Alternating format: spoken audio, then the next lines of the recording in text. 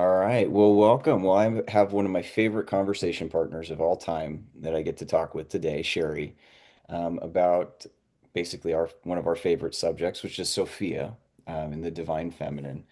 And we're going to be doing a couple of readings today, one from Thomas Merton in his poem Hagia Sophia, and then one from Pierre Teilhard de Chardin on his poem The Eternal Feminine.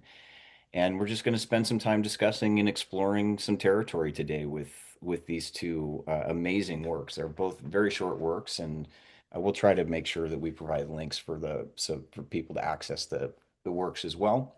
Hmm. Um, but what we're going to do before we really jump into discussion is have Sherry actually begin by reading Hagia Sophia, then the Eternal Feminine, and then we're going to go ahead and jump into discussion. So, Sherry, Yeah, do you feel like you're ready to get I'm rolling ready with to that? roll. Okay, awesome. Ready to roll. Just got to put the eyes on. All right, here we go. Oh, I'm at the bottom of the page. It's like, where'd it go? Here we are. Hagia Sophia by Thomas Merton. Dawn, the hour of lauds.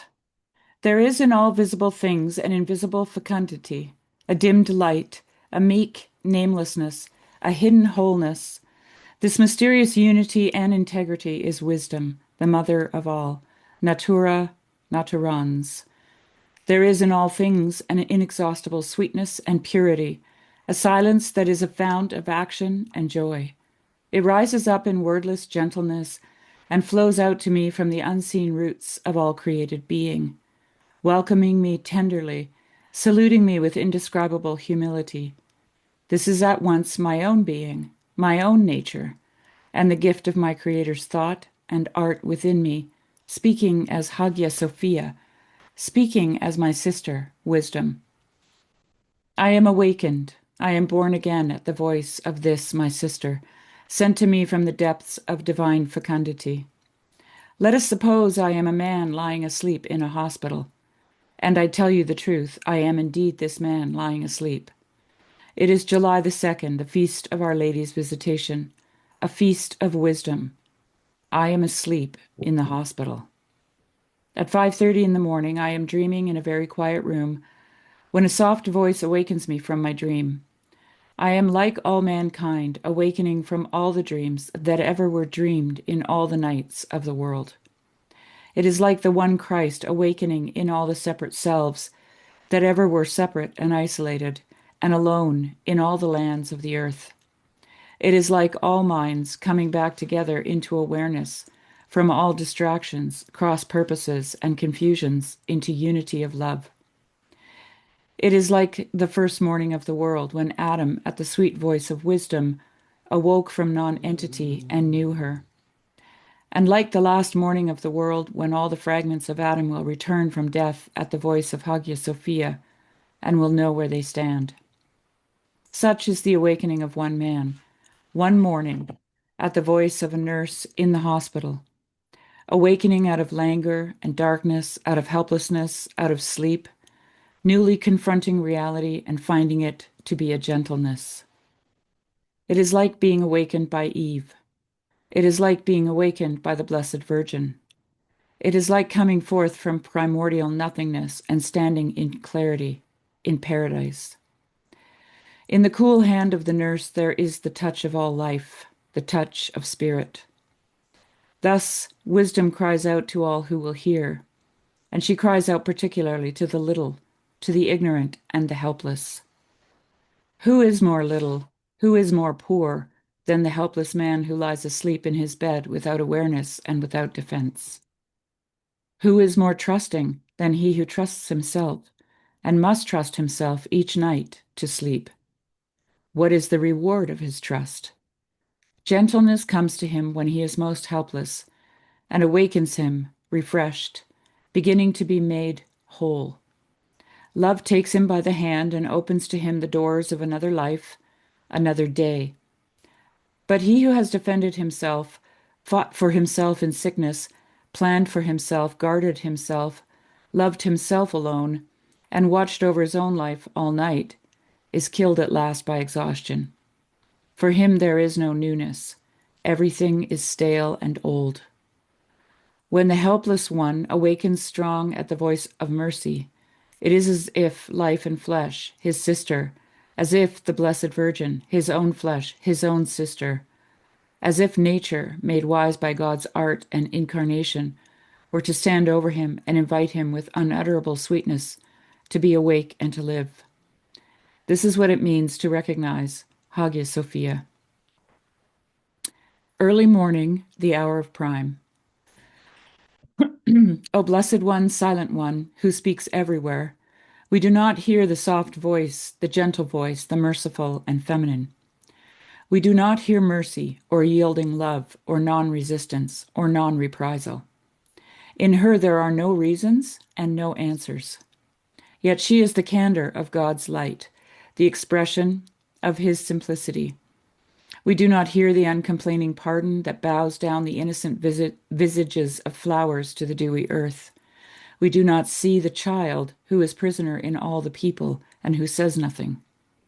She smiles, for though they have bound her, she cannot be a prisoner.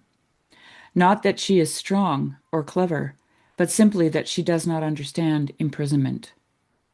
The helpless one, abandoned to sweet sleep, him, the gentle one, will awaken Sophia. All that is sweet in her tenderness will speak to him on all sides in everything without ceasing, and he will never be the same again. He will have awakened, not to conquest and dark pleasure, but to the impeccable, pure simplicity of one consciousness in all and through all, one wisdom, one child, one meaning, one sister. The stars rejoice in their setting and in the rising of the sun. The heavenly lights rejoice in the going forth of one man to make a new world in the morning, because he has come out of the confused primordial dark night into consciousness. He has expressed the clear silence of Sophia in his own heart. He has become eternal. High morning, the hour of tierce.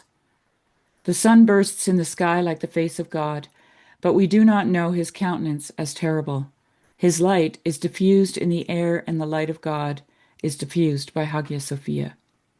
We do not see the blinding one in black emptiness.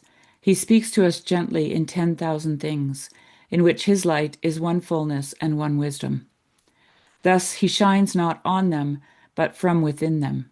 Such is the loving kindness of wisdom.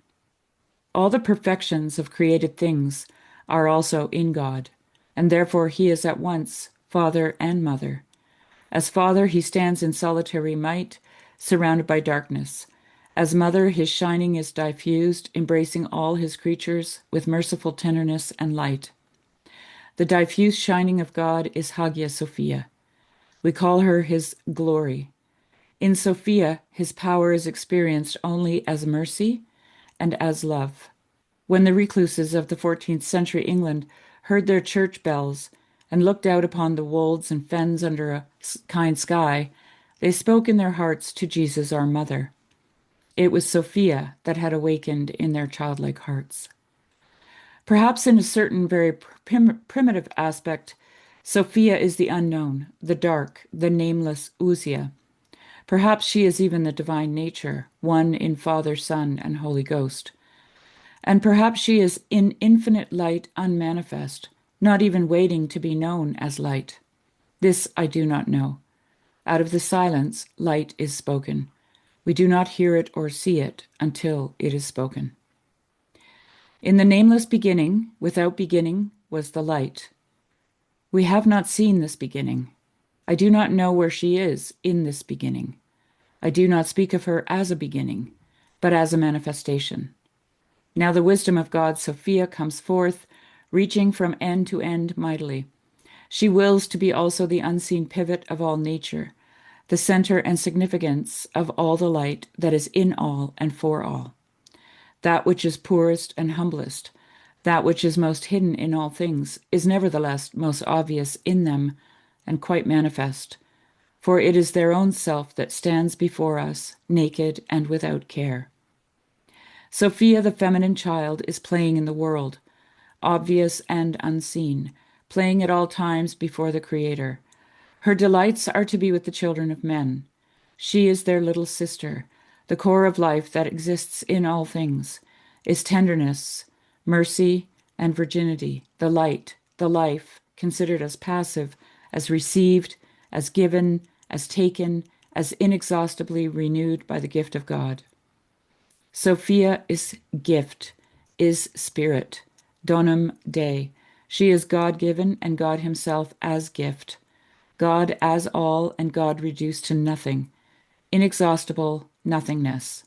Humility as the source of unfailing light. Hagia Sophia in all things is the divine life reflected in them, considered as a spontaneous participation, as their invitation to the wedding feast. Sophia is God's sharing of Himself with creatures, His outpouring, and the love by which He is given and known, held and loved. She is in all things like the air receiving the sunlight. In her they prosper. In her they glorify God. In her they rejoice to reflect Him. In her they are united with Him. She is the union between them. She is the love that unites them. She is life as communion, life as thanksgiving, life as praise, life as festival, life as glory. Because she receives perfectly, there is no stain in her. She is love without blemish and gratitude without self-complacency. All things praise her by being themselves and by sharing in the wedding feast. She is the bride and the feast and the wedding. The feminine principle in the world is the inexhaustible source of creative realizations of the Father's glory. She is His manifestation in radiant splendor, but she remains unseen, glimpsed only by a few. Sometimes there are none who know her at all. Sophia in ourselves is the mercy of God in us. She is the tenderness with which the infinitely mysterious power of pardon turns the darkness of our sins into the light of grace. She is the inexhaustible fountain of kindness and would almost seem to be in herself all mercy. So she does in us a greater work than that of creation, the work of new, the work of new being in grace, the work of pardon, the work of transformation from brightness to brightness. She is in us the yielding and tender counterpart of the power, justice, and creative dynamism of the Father. Sunset, the hour of Compline. Salve Regina. Now the Blessed Virgin Mary is the one created being who enacts and shows forth in her life all that is hidden in Sophia. Because of this, she can be said to be a personal manifestation of Sophia, who in God is ousia rather than person. Natura in Mary becomes pure mother.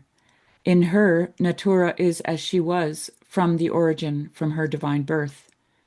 In Mary, Natura is all-wise and is manifested as an all-prudent, all-loving, all-pure person, not a creator and not a redeemer, but perfect creature, perfectly redeemed, the fruit of all God's great power, the perfect expression of wisdom in mercy.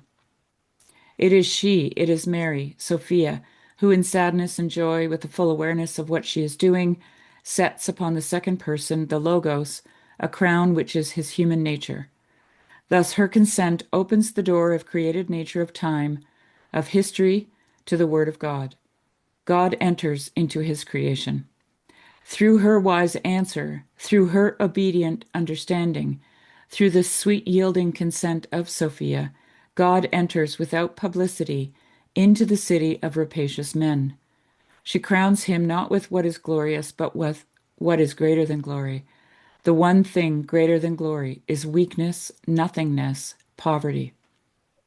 She sends the infinitely rich and powerful one forth as poor and helpless in his mission of inexpressible mercy to die for us on the cross. The shadows fall, the stars appear, the birds begin to sleep, night embraces the silent half of the earth.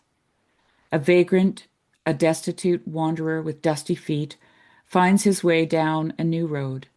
A homeless God, lost in the night, without papers, without identification, without even a number. A frail, expendable exile lies down in desolation under the sweet stars of the world and entrusts himself to sleep. Hmm. Hmm. Mm, mm. I have put my cat in No just a worries. minute.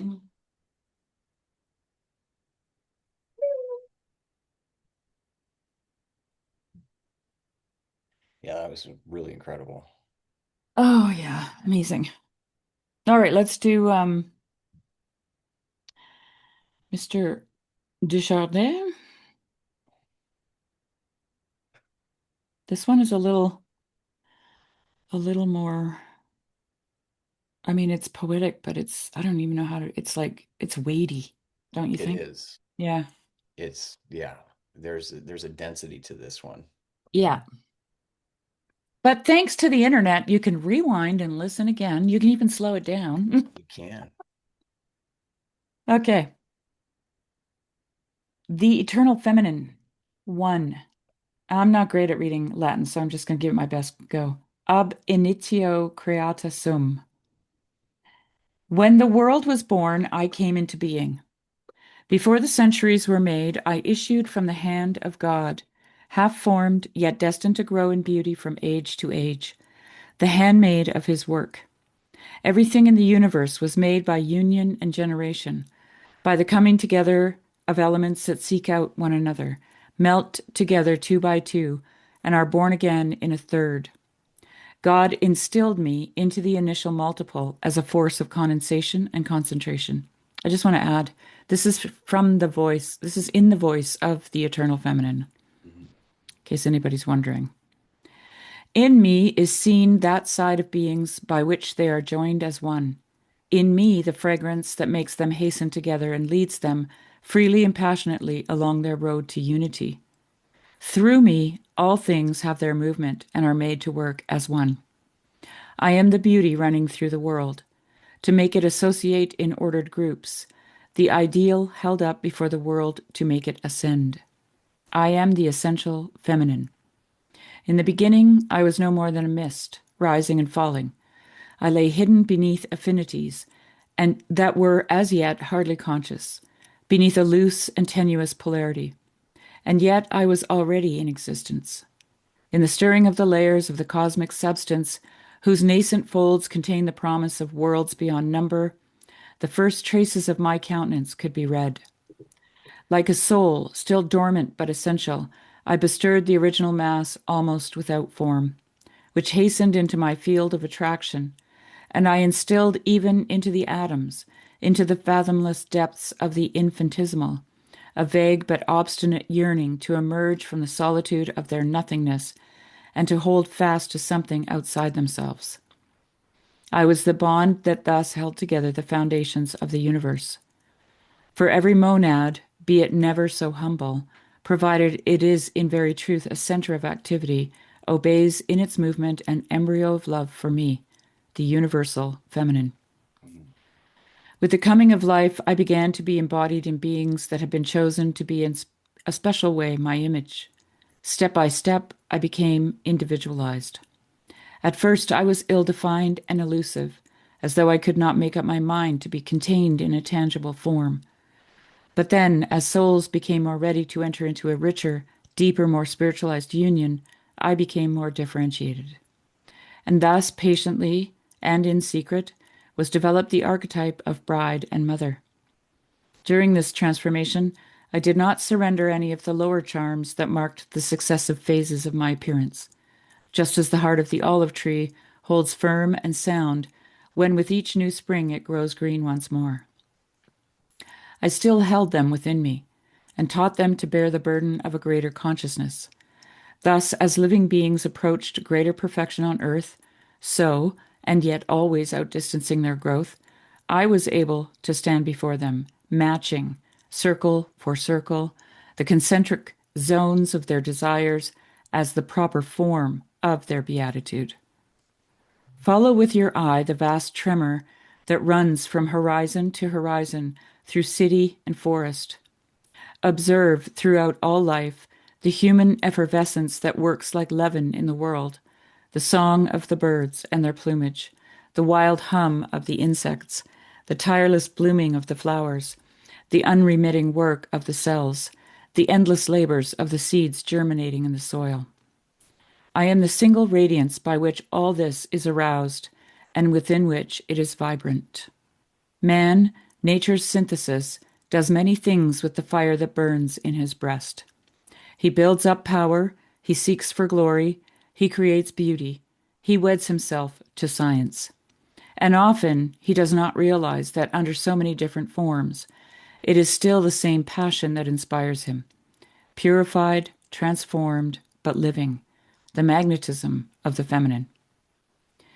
It was within life that I began to unveil my face, but it was man who was the first to recognize me in the disquiet my presence brought him.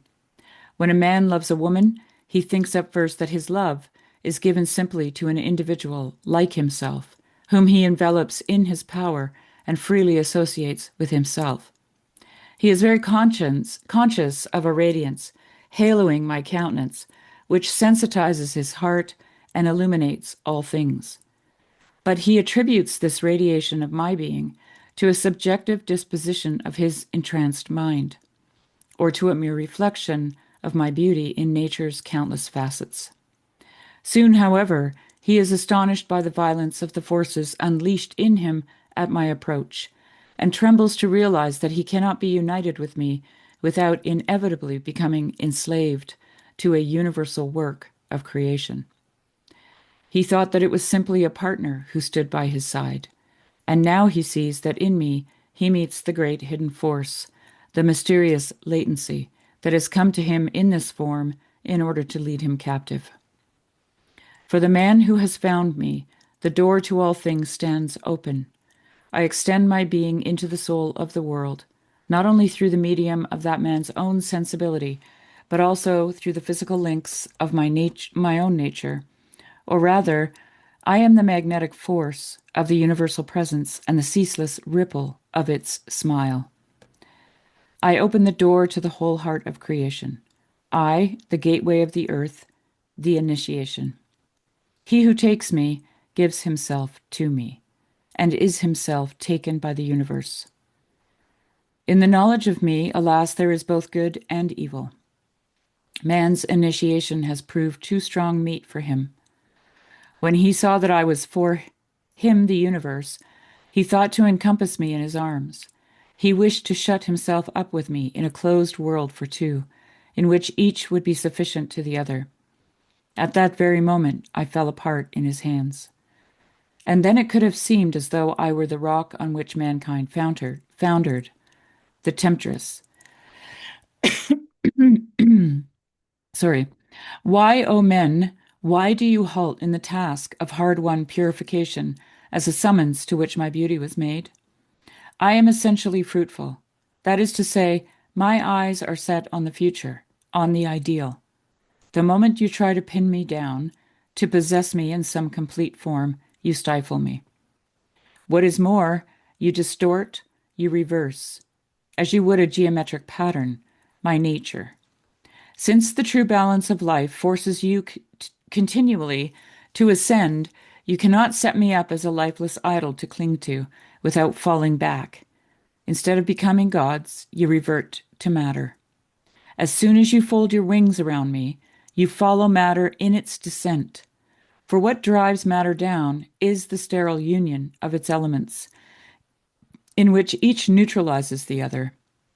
What you are grasping is no more than matter, for matter is a tendency, a direction. It is the side of spirit that we meet as we fall back. And your fall accelerates at a terrifying speed, as fast as the widening of the gap between your real appetites and the ever lower forms in which you seek for me. And when you, who are but dust, reach the term of your efforts, it is but dust that you embrace. The more, O men, you seek me in the direction of pleasure, the farther will you wander from my reality. The flesh, in truth, which operates as the pull of evil between you and the lower multiple, that reversed image of God, is no more than my inverted semblance, floating over an abyss of endless dissociation that is of endless corruption. For a long time, man, lacking the skill to distinguish between the mirage and the truth, has not known whether he should fear me or worship me. He loved me for the magic of my charm and my sovereign power. He feared me as a force alien to himself and for the bewildering riddle I presented.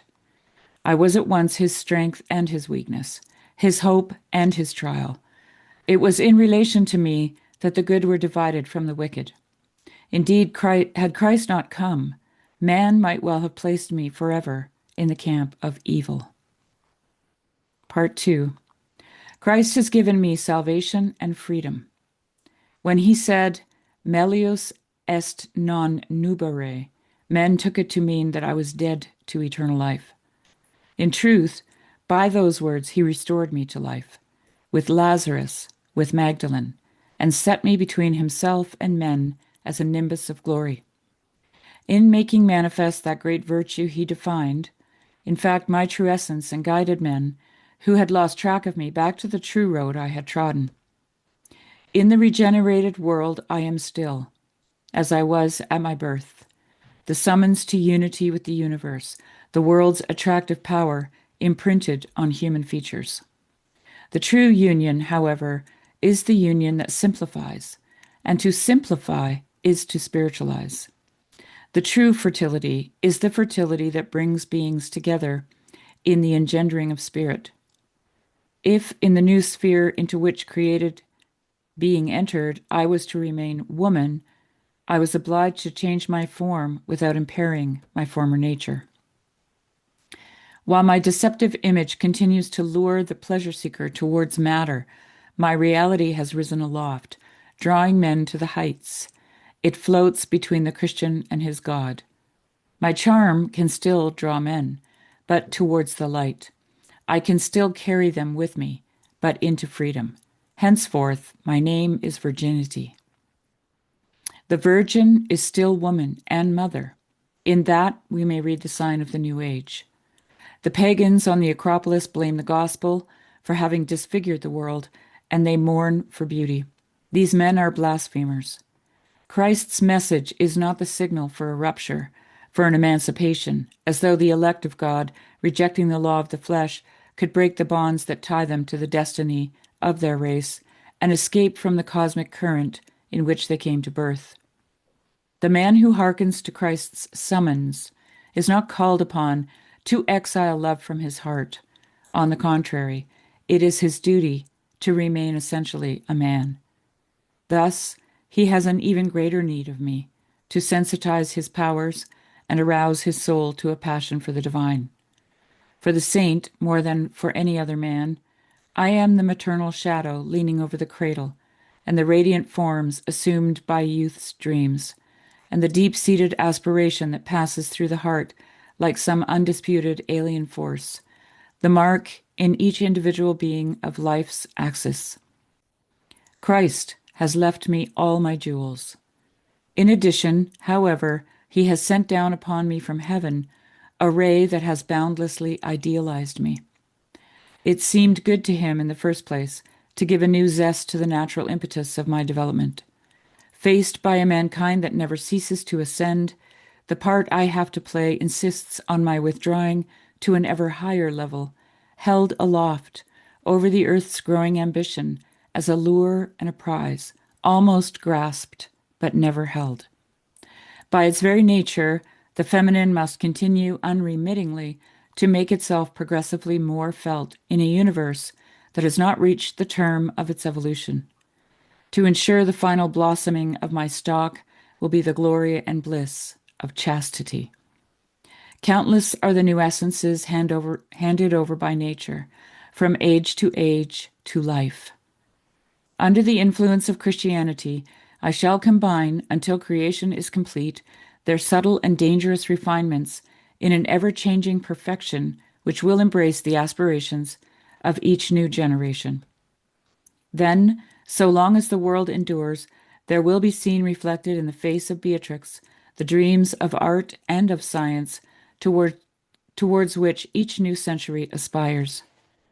Since the beginning of all things, woman has never ceased to take as her own the flower of all that was produced by the vitality of nature or the art of man.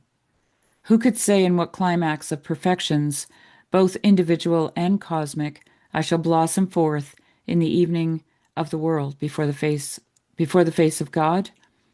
I am the unfading beauty of the times to come, the ideal feminine.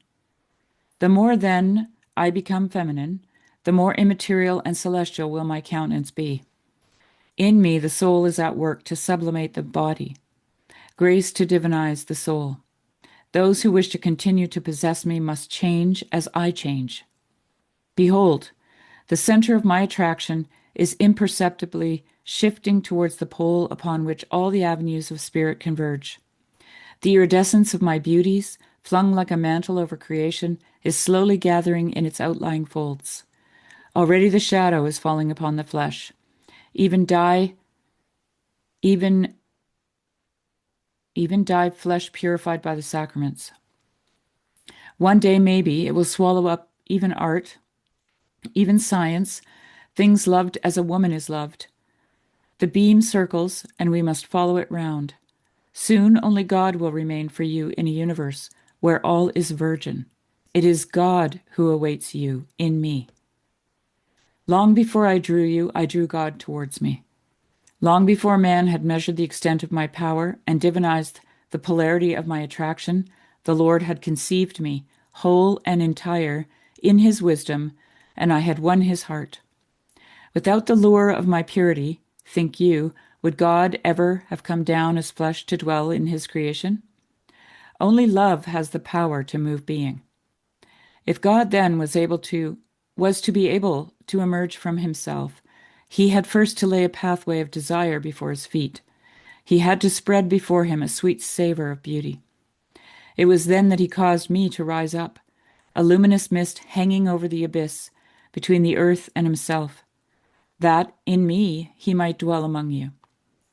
Now do you understand the secret of the emotion that possesses you when I come near? The tender compassion, the haloed charm that radiate from woman, so naturally that it is, only in her that you look for them, and yet so mysteriously that you cannot say whence they come, are the presence of God making itself felt and setting you ablaze. Lying between God and the earth, as a zone of mutual attraction, I draw them both together in a passionate union, until the meeting takes place in me, in which the generation and plenitude of Christ are consummated throughout the centuries. I am the Church, the bride of Christ. I am Mary the Virgin, mother of all humankind. It might be thought that in this conjunction of heaven and earth, I am destined to disappear as a useless handmaid, that I will have to vanish like a shadow before the reality. Those who love me should dismiss this fear. Just as participated being is not lost when it attains its principle, but on the contrary, finds fulfillment in melting in God. Just as the soul, once it is formed, does not completely exclude the countless elements from which it emerged, but retains as essential to it a potency for and a need for flesh in which to contain itself. So the cosmos, when divinized, will not expel my magnetic influence, by which the ever more complex and more simplified fascicle of its atoms is progressively more closely and permanently knit. I shall subsist entire with all my past, even in the raptures of contact with God. What is more, I shall continue to disclose myself as inexhaustible in my development as the infinite beauties of which I am always, even if unseen, the raiment, the form, and the gateway. When you think I am no longer with you, when you forget me, the air you breathe, the light with which you see, then I shall still be at hand. Lost in the sun, I have drawn to myself. Blessed elect, you have only, think, is this not true? To relax for one moment the tension that impels you towards God, or to let your glance fall the least distance short of the center that enchants you, in order once again to see my image playing over the surface of the divine fire. And at that moment you may see with wonder how there unfolds in the long web of my charms the ever-living series of allurements, of forces that one after another have made themselves felt ever since the borderline of nothingness, and so brought together and assembled the elements of spirit through love. I am the eternal feminine. Verzi, Mhm. 19th to the 25th of March, 1918. Mhm. And then just for the heck of it, I'm going to read a short thing from Florensky on Sophia. It's not very long here. Sophia is the great root of the whole creation. That is, Sophia is all integral creation and not merely all creation. Sophia is the great root by which creation goes into the intra-Trinitarian life and through which it receives life eternal from the one source of life. Sophia is the original nature of creation, God's creative love, which is shed abroad in our hearts by the Holy Spirit, which is given unto us, Romans 5:5. For this reason, the true I of a deified person, his heart, is precisely God's love, just as the essence of divinity is intra-Trinitarian love. For everything exists truly only insofar as it communes with the God of love, the source of being and truth. If creation is torn away from its root, an inevitable death awaits it. Wisdom itself says, "For whoso findeth me findeth life, and shall obtain favor of the Lord. But he that sinneth against me wrongeth his own soul. All they that hate me love death." Proverbs 8:35 and 36. With regard to creation, Sophia is the guardian angel of creation, the ideal person of the world, the shaping reason with regard to creation. Sophia is the shaped content of God reason, his psychic content, eternally created by the Father through the Son and completed in the Holy Spirit. God thinks by things. Therefore, to exist is to be thought, to be remembered, or finally, to be known by God. They whom God knows possess reality. They whom God does not know do not exist in the spiritual world, in the world of true reality, and their being is illusory. They are empty, and in the tri-radiant light, it becomes clear that they do not exist at all, that they only appear to exist. In order to exist, one must be known by God. One who exists in eternity knows in eternity, but that which he knows in eternity appears in time at a single definite moment. God, the supra-temporal, for whom time is given in all its moments as a single now, does not create the world in time.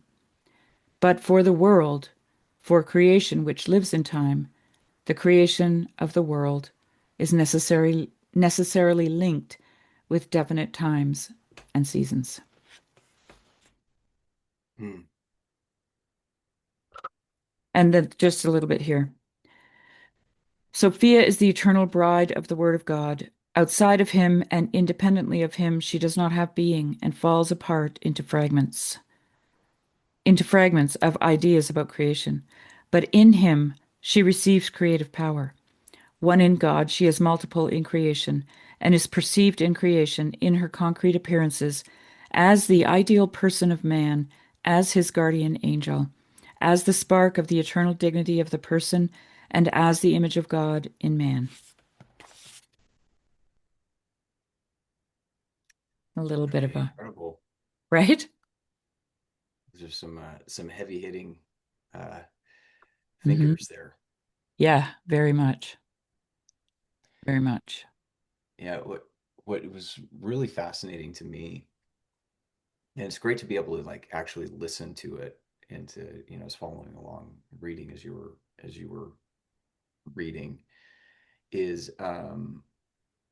is there's really these interesting contrasting movements, especially between uh, Chardin and Merton, so Yeah. between Hagia Sophia and the Eternal Feminine, um, where you see this kind of kenotic display, the self-emptying display of Sophia in Merton's poem, Hmm.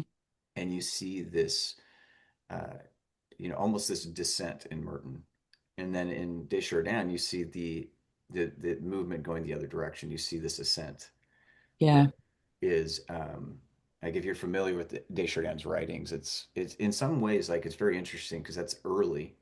Right? He's Hmm. writing that in 1918, or was it 17 or 18? 18. 18, yeah. So this is prior to his bigger works of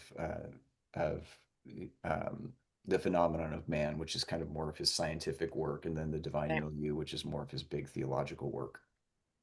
But they're both perfectly summarized completely within that work that was I want to say that those his two major works came in like the 1940s, 50s, something like that. But So it's that's already this. anticipated in Yeah, like that. in It 1918. sounds, I haven't read the other ones, but it sounds to me like that was the seed It really that was is. conceived in the womb, Yeah, right? That grew into these greater things later on. Yeah, interesting. yeah. And then to bring in like I think what's fascinating, and you see a little bit of it in Bulgakov, I mean in in Merton's poem, is he's directly interacting with Bulgakov and Florensky. Uh, and he was a reader of both. Oh, really? Oh, interesting. So in his musing on whether or not Sophia is synonymous with the divine essence, Yeah. and so you have these like really interesting kind of deep conversations that are happening within the works Right. themselves with kind of the Other, broader emerging sophiology that's really emerging from Russian sources in the yeah. 19th and 20th centuries. Well, I did write a couple of little notes to just maybe play on what you're talking about there for a minute. Sure. Um, So he says at the very beginning, there is in all visible things an invisible fecundity, a dimmed light, a meek namelessness, a hidden wholeness. And I just read you there, and I don't know where it is now, but Florensky says, Sophia is not just all creation, she is all integral Hmm. creation, which is what Merton, like that jumped out at me right away when I read the first line there, a hidden wholeness, right? Yeah. And um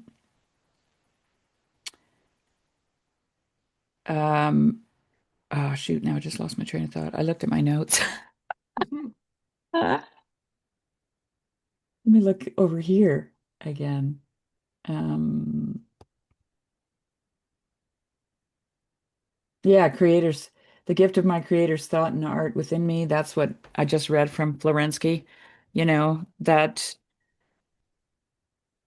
is, the creativity of the human spirit, right? Is because it's fecund. Like this is the thing. There's a lot of words going on here, but they're all kind of talking about the same thing. So I actually wrote a little, as much as I could in the short time I had, descriptors from Merton. He calls Sophia tender, humble, child, diffuse, diffusing light, calls Sophia father, calls her son, calls her spirit, and bride, feast, wedding, glory, mercy. Okay, so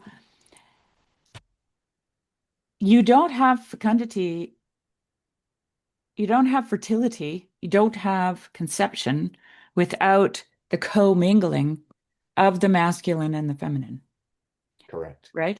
So this is what Merton is playing. I see him playing with that a lot in Hagia Sophia, where you could put it in really simple terms and say she's constantly shape-shifting, right? Yeah. She's Yeah. constantly shape-shifting, which makes her ungraspable, hidden, right? And whole, integral. Like Correct. she infuses everything, Yeah. you know? Yeah. Hey, can I pause this real quick? Yeah. Just a second here.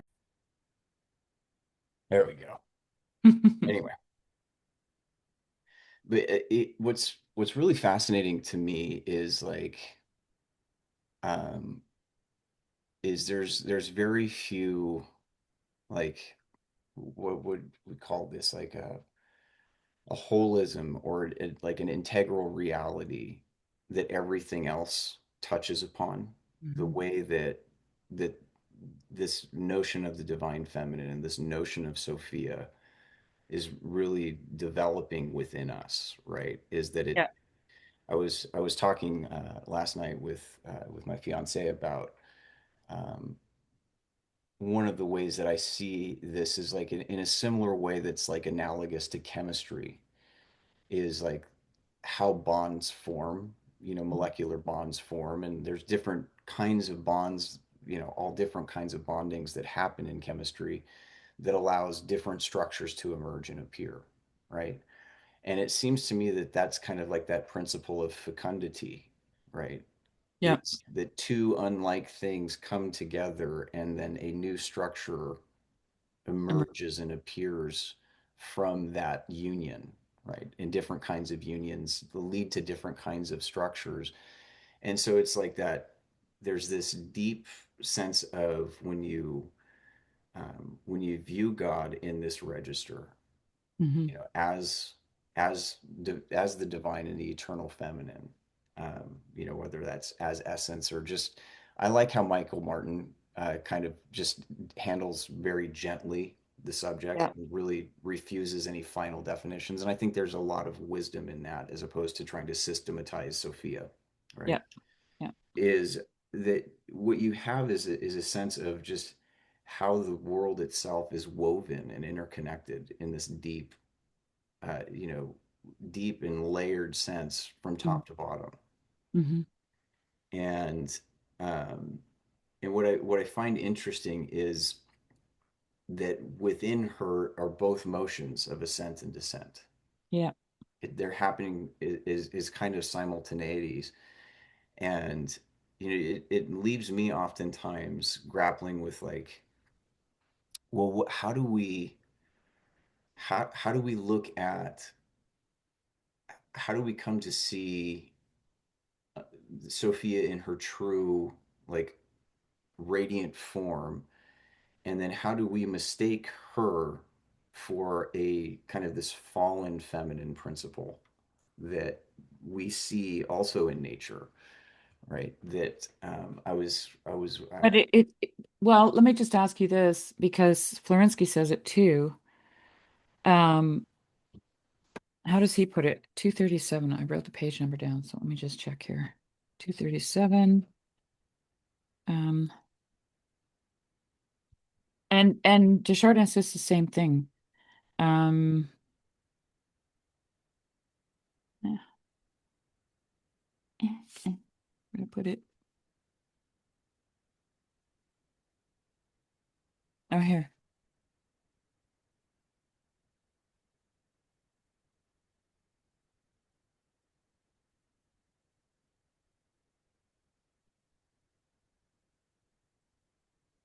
I thought he says something about. Hmm.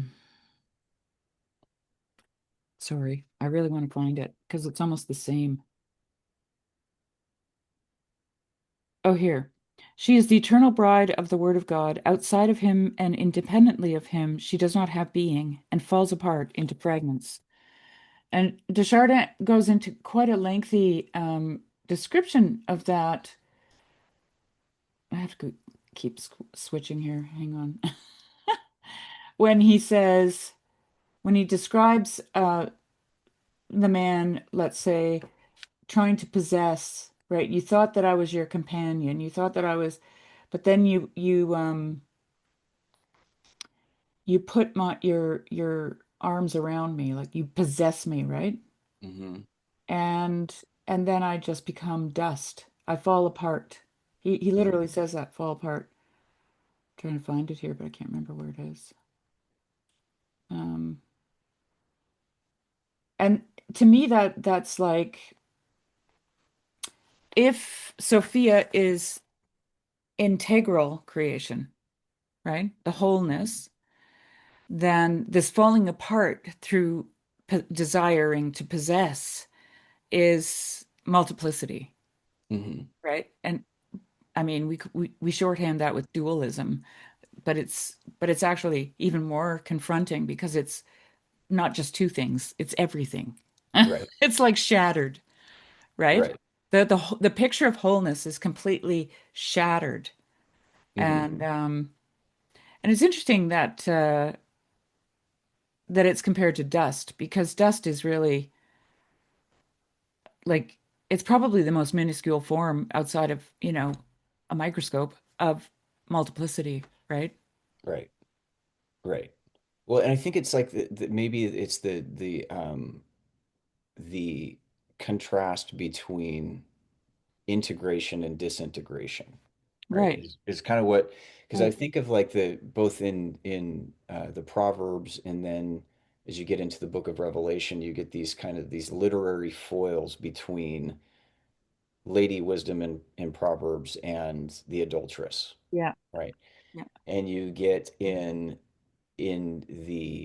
Revelation, the lady in the sun and the whore of Babylon, right? Hmm. Is you have these like these competing feminine principles that, and I've been kind of exploring like kind of the deeper, like deeper structural realities, as opposed to trying to identify them in current structures, but just like Yeah, that's not a good idea. how do these manifest and appear Yeah. even in our observations of nature.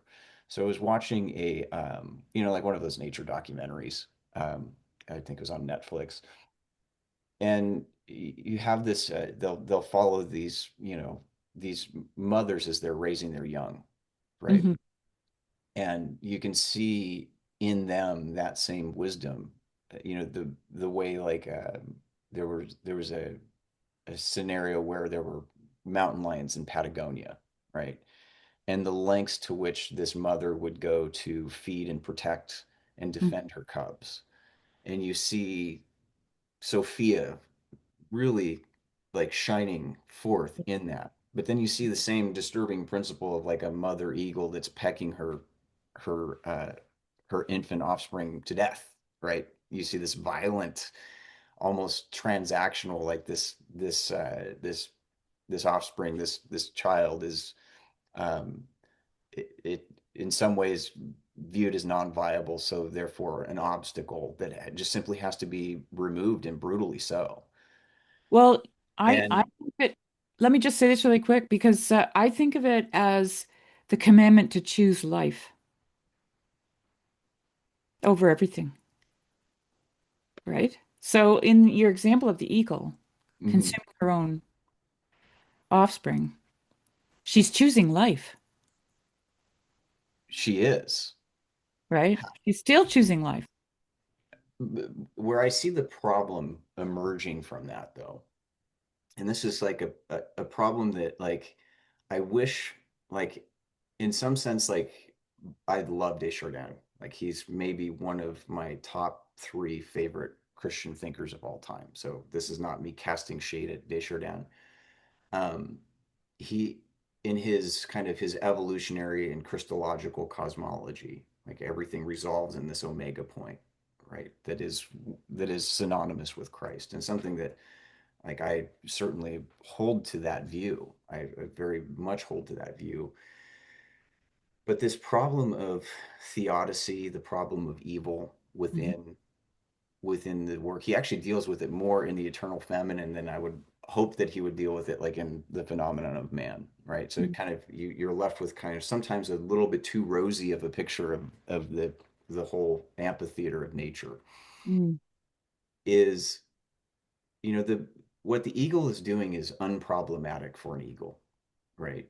Because it's really like the primary drive is to live and propagate and extend the interests of the species, right? And so that child may be, that little eagle or little eaglet may be just not viable, and could not survive in the wild. And so, in some sense, it's an act of brutal mercy, right? Right. That the Mm. mother is bringing.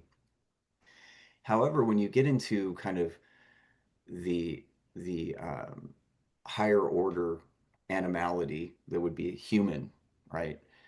How quickly like our when our vision of reality is disintegrated as opposed to integrated, Hmm. Hmm. that we can view the feminine in transactional terms. Right. and she manifests herself. I think that's what like the archetype in Revelation is really talking about, or the adulteress Yeah. in in Robert. Proverbs is like there's something that's reduced to this transactional disintegration at the moral plane Yep. that casts forth almost like this web of illusion, right? Yep. It manifests as feminine, but it's a disintegrated feminine that in order to overcome it, in order to overcome that archetypal force, that archetypal phenomenon in nature, it requires that integral vision that ironically, I think this is where like Merton is so strong, is that Sophia appears in her indestructible vulnerability in all things. Like she doesn't understand imprisonment, so you can't imprison her. Right. Right. Right? She only speaks in tenderness because she knows no other language. Yeah. Um, and so like you see these contrasts, and I feel like when exploring these themes from from the broad view of like how that affects the way we interact in our world today. What's interesting is it to me what it feels like it's eliciting is a sense of choice that we have to decide which orientation we are going to choose from, right? This integral sophianic, this radiant and sometimes hidden beauty that shows herself forth in everything, Right. or we can we can treat her like a vicious whore, and we Right. treat nature that way, and I mean, oftentimes in this transactional register. right, I and find in that to that be in the Eternal Feminine by Chardin there, he says, if it hadn't been for Christ, men would have put me in the camp of evil, right. right? But I find that like neither one of them, Merton or Chardin or Florensky for that matter. I mean, Florensky touches on it in his chapter on light, actually. Mhm. Um, but they none of them actually explicitly talk about morality. Mhm. And this is the problem I have with morality because I think just from the book of Job, I think Mhm. the whole adhesion, let's say, to morality comes from a transactional relationship with God, the fates, if you're a pagan, okay? Mhm. Where if you do good things happen to you. Yeah. If you do bad things happen to you, right? Right. And but here in your example of the eagle and the eaglet, for example, Mhm. the eaglet did nothing bad, and bad things happened to it. Mhm. Could say, okay? And this is what God says to Job in his speech. If you read it, he Mhm. describes the antinomies that are Mhm. found in nature, right? Mhm. So he talks about feeding, because his Job's friends were saying, "Oh, God rips open the jaws of the lions and he destroys them and blah blah blah." God says to Job, I feed the young lions." Mhm. Well, I mean, just that sentence, I feed the young. What do they eat? Mhm. Other living things. And to Right. watch that go, did that living thing do something bad? And now something bad was happening. Like it completely throws up the whole idea of good and bad, right? Like Mhm. like on a threshing floor. Have you ever seen that when they're Mhm. throwing up the chaff, you Mhm. know, and the chaff can blow away? It's I feel like that's what God's doing in that speech. He's just doing this. He's going and all the stuff, all your preconceived notions about morality go away. And I mean, the whole book is about a man who was considered righteous by God, and terrible things happened to him, like the most terrible things you can imagine, right? So I think this is why human beings will put Sophia into the camp of evil, like Chardin talks about, right? Right. Because they live in a world, uh, and it's not because we're evil that we want to transact. it's the base, it's the baseline of safety. Hmm. Okay? You do good things and good things happen. Do you want to stay alive? Do good things. Right. If you do bad things will happen, which means you could die. Okay? Right.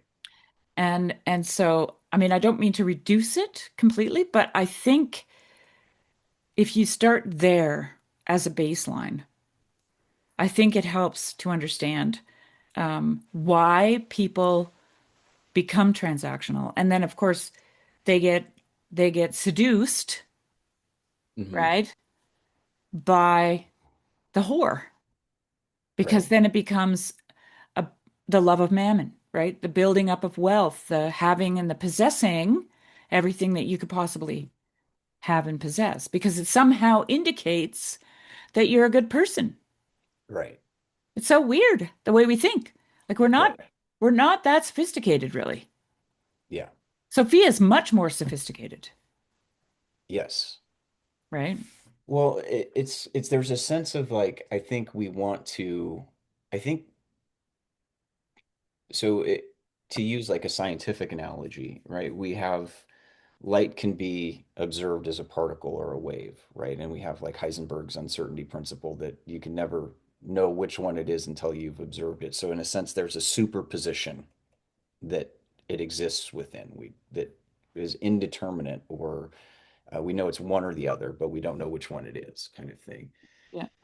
And I think that like one of our like at kind of at the plane of human plane of morality, like where things disintegrate is when we through ignorance are forgetful of the fact that reality is integral.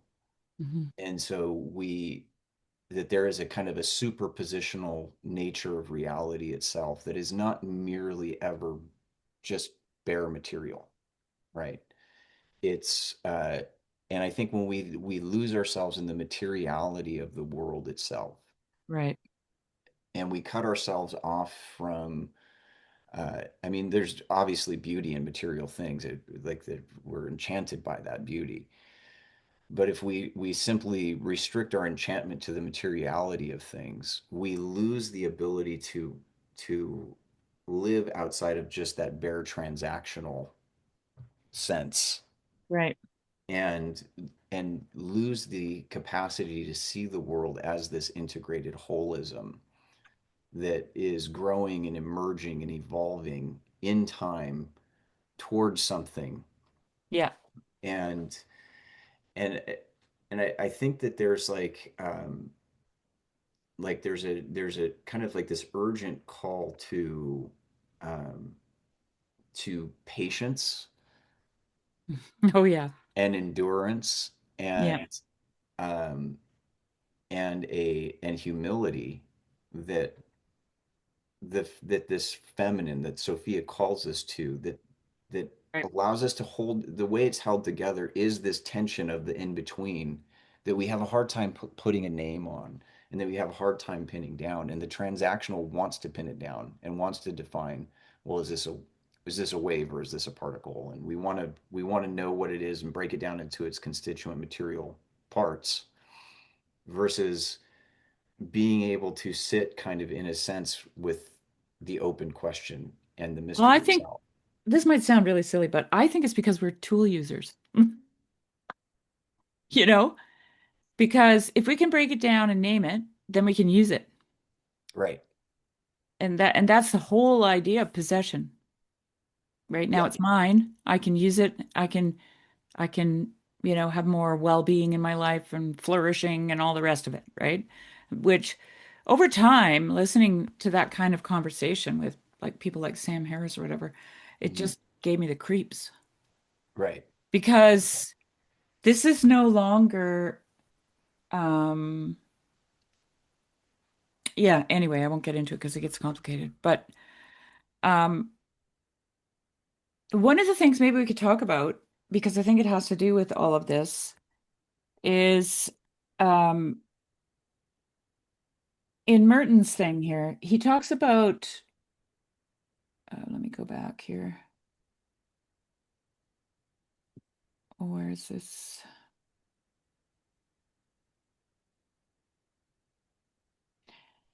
So he says, let me see if I can just find it here. I should have written it down. Sorry. No worries. Um, he talks about the child. Oh, here. Um, and simplicity. So it's in the second part. We do not hear mercy or yielding love or non-resistance or non-reprisal. In her there are no reasons and no answers. Yet she is the candor of God's light, the expression of his simplicity.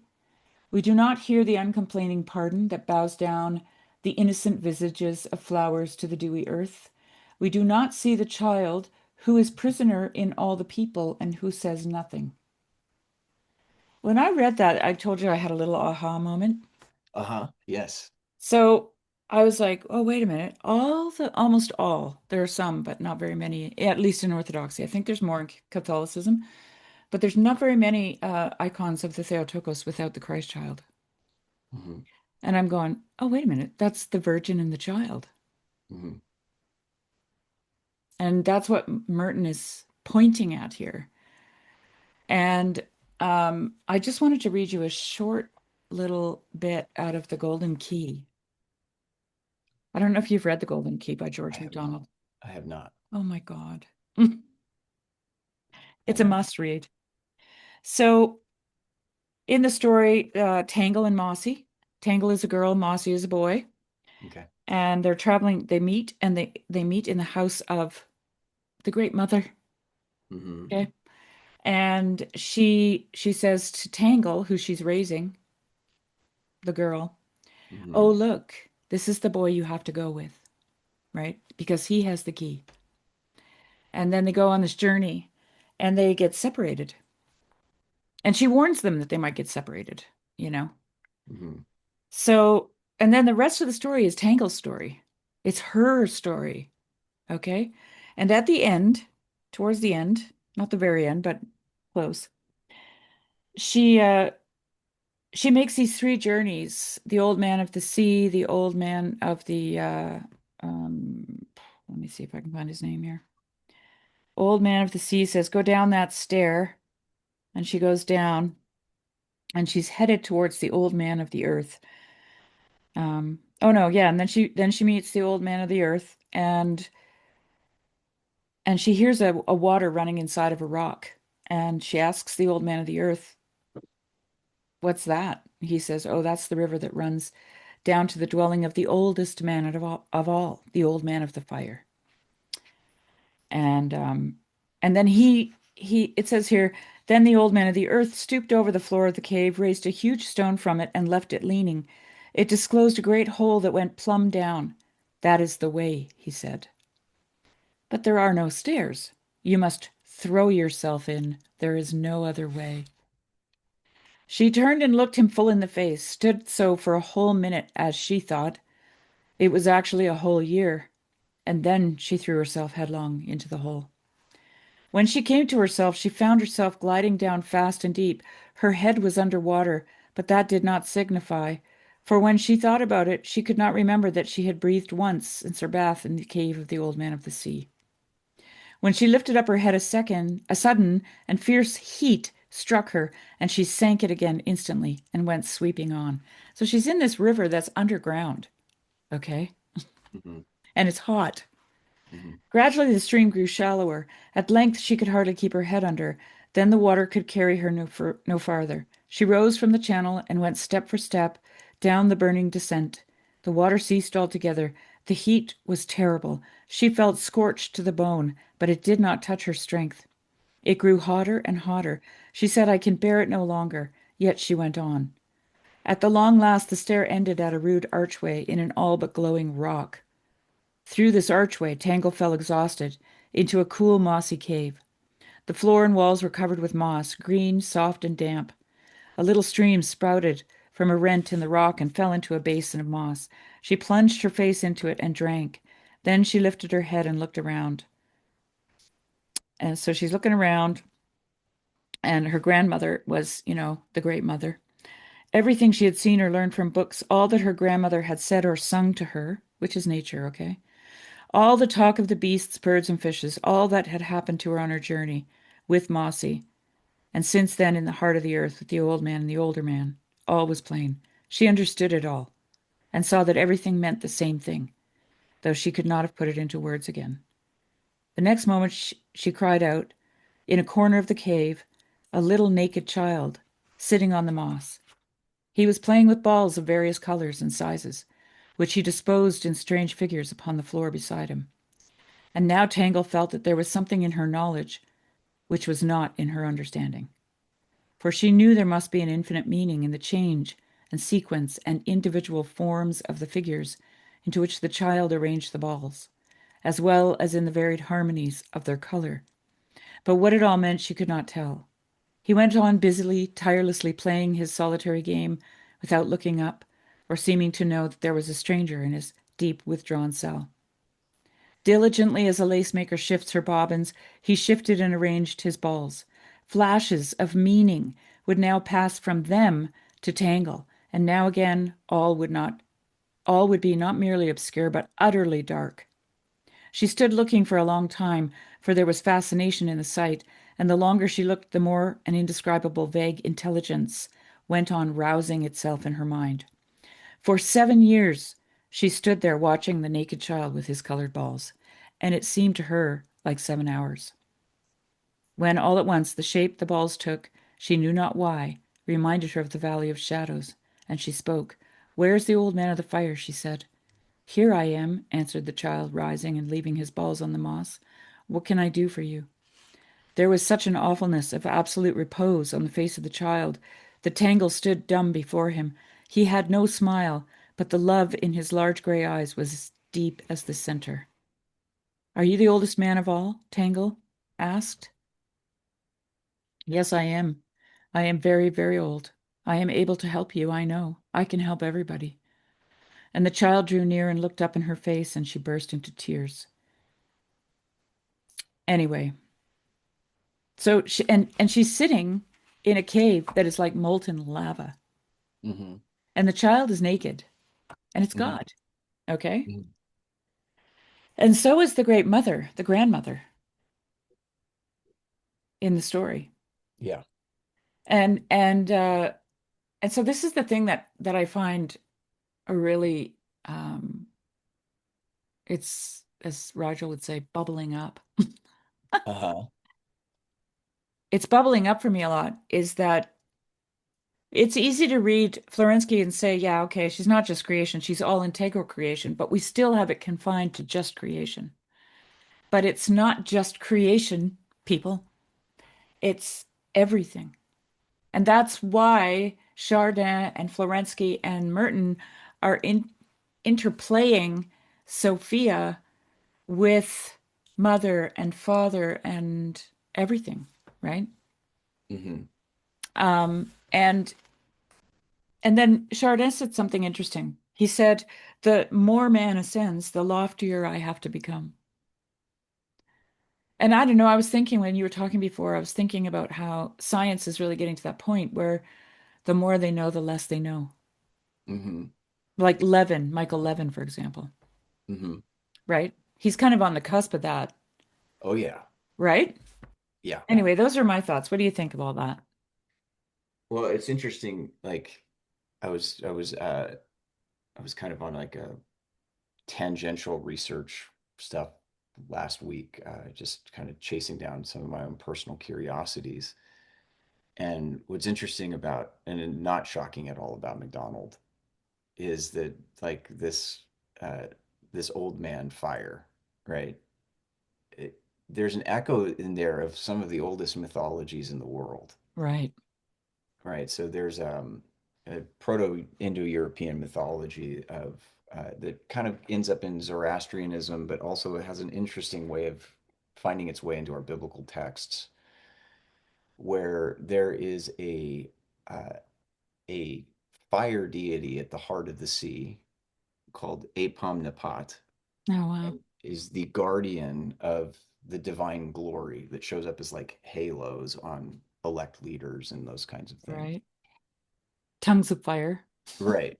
Right. It's where I think it's where the concept of halo at least emerges historically very, Oh, very interesting. early. So, I mean, this is, myths that Yeah. may stretch back into the Paleolithic, Neolithic and Paleolithic period. So Right, it's right. shortly thereafter. I mean, Proto-Indo-European is what, 5,000 years old, somewhere around there.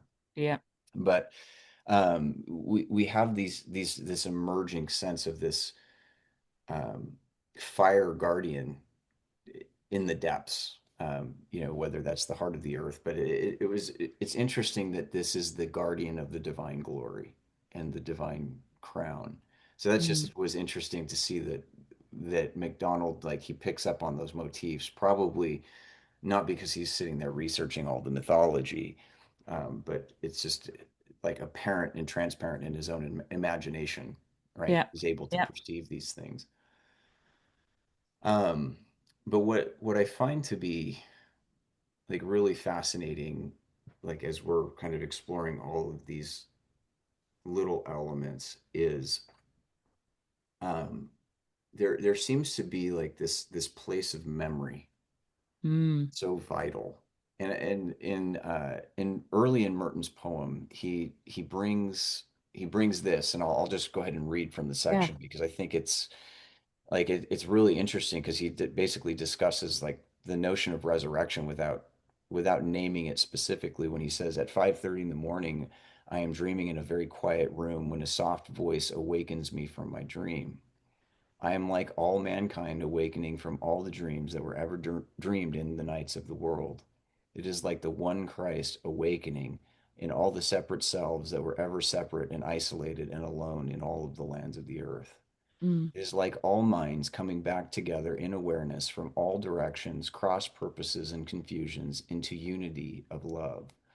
It was like the first morning of the world when Adam, at the sweet voice of wisdom, awoke from nonentity and knew her, and like the last morning of the world when all the fragments of Adam will return from death at the voice of Hagia Sophia and Mm. know where they stand. And that is, I think that's my favorite little section within Yep. Hagia Sophia, right? Is there's this like deep memory within the divine feminine, within the Sophianic, that is the basis that we find ourselves within. We find ourselves within this matrix or this womb that calls us forth into life, but also calls the memory of who we are and what we were and raises us up.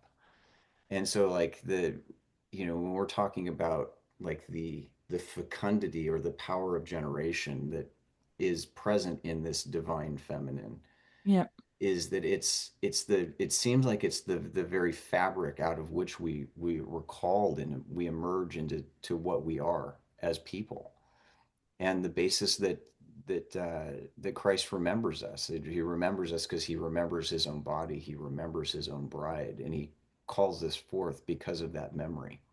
Well, can I read you something here from St. Sure, Simon, the new sure, theologian? sure. It's called We Awaken in Christ's Body. While you were talking, I'm like, Hmm. we awaken in Christ's body as Christ awakens our bodies, and my poor hand is Christ. He enters my foot and is infinitely me. I move my hand, and wonderfully my hand becomes Christ, becomes all of him. For God is indivisibly whole, seamless in his godhood. I move my foot, and at once he appears like a flash of lightning. Do my words seem blasphemous? Then open your heart to him and let yourself receive the one who is opening to you so deeply. For if we genuinely love him, we wake up inside Christ's body, where all our body, all over, every most hidden part of it, is realized in joy as him, and he makes us utterly real. And everything that is hurt, everything that seemed to us dark, harsh, shameful, maimed, ugly, irreparably damaged, is in him transformed and recognized as whole, as lovely and radiant in his light. He awakens as the beloved in every last part of our body. Hmm. Yeah, and it's so fascinating because it's like when we think of what we're, Jesus says, "I am the resurrection and the Yeah. life."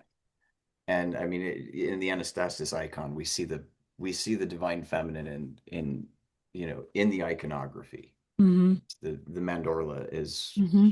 it's that bold statement that this is the resurrection life, Hmm. right? It's not like it's we're not talking about something that is a mere resuscitation of a dead corpse, No. right? It's this like this profound like integration into all that was already there to begin with, Right. but was waiting a further revelation, right? And I find that in the poetic works, as opposed to trying to approach all of these from, I think, the more easy, rational path of dogmatism, right? And Hmm. I'm not anti-dogma and anti-theology, but Yeah. it would be very easy to confuse the deep relativity that occurs in nature with the theory of the general theory of relativity, right? Yeah. It's like it's describing that relativity and it's describing it remarkably well.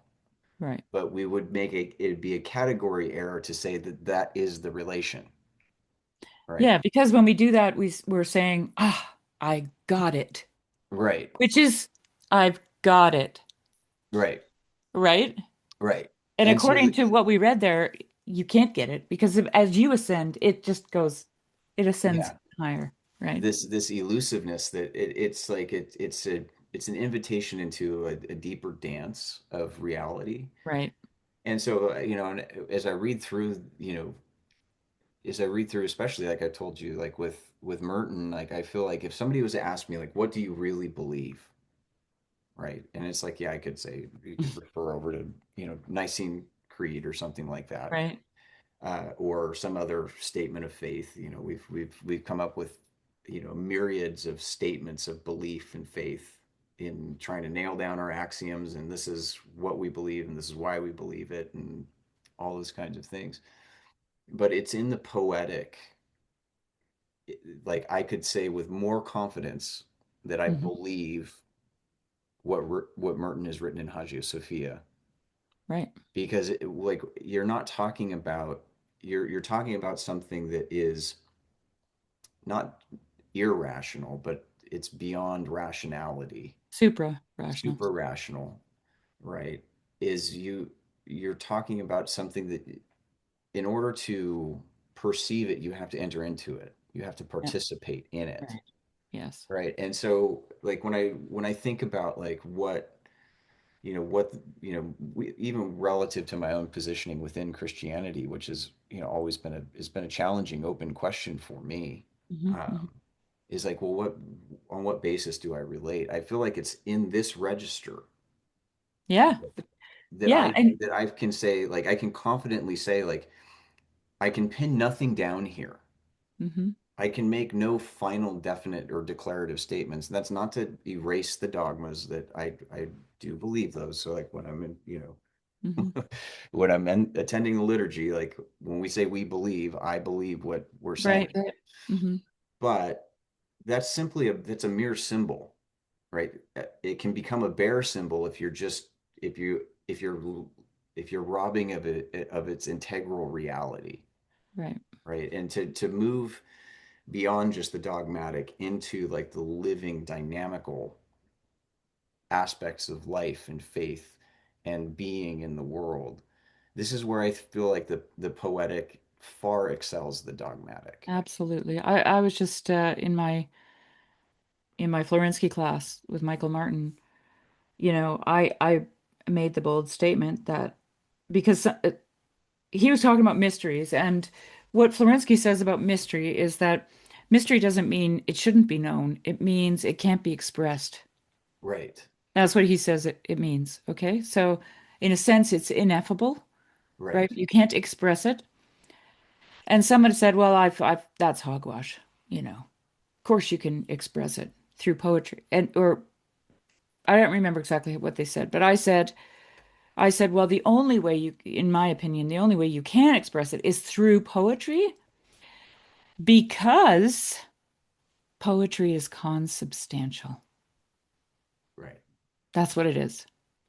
Right. And I've always talked about it, not really made any headway with anybody, so I just started using the word consubstantial. Yeah. But I used to talk about it in terms of poetic relations. Correct. This is what how George MacDonald describes it, right? So, like he said, George MacDonald uses the example of the snowdrop, where science can tear it apart, but they can never really get to the essence of the snowdrop. But in his opinion, the snowdrop is a quiet, confident submission and hope, Hmm. right? Because it pushes through the snow as the first sign of life, resurrection, right? With a sad little head. Okay. Hmm. So it's like waiting, it's hoping, Hmm. you know? That's consubstantiality with the snowdrop, Right. right? Right. We've we have we've taken that idea and called it anthropomorphizing, which is like what we've done to the whole idea of anecdote, which is just pisses me off to no end, okay? Hmm. Because every poet that you read is consubstantial with the object or the subject of his work. Right. He is resonating, Yeah. right? And empathizing, not not sympathizing, but actually empathizing, like he becomes the thing, right? Right. In order to reveal that higher reality, which is Sophia, Right. you Right. know? So reading Florensky on the Trinity and consubstantiality and all that, and I'm like, oh, that's poetry. It's Correct. consubstantiality. It's